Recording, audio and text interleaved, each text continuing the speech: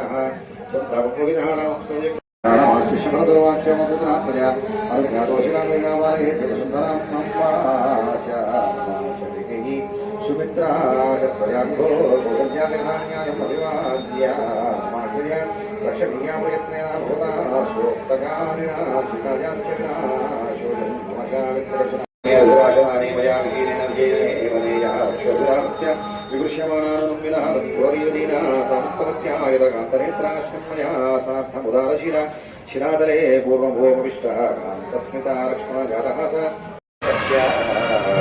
तस्य दर्शेष्ट नास्ति किञ्चित्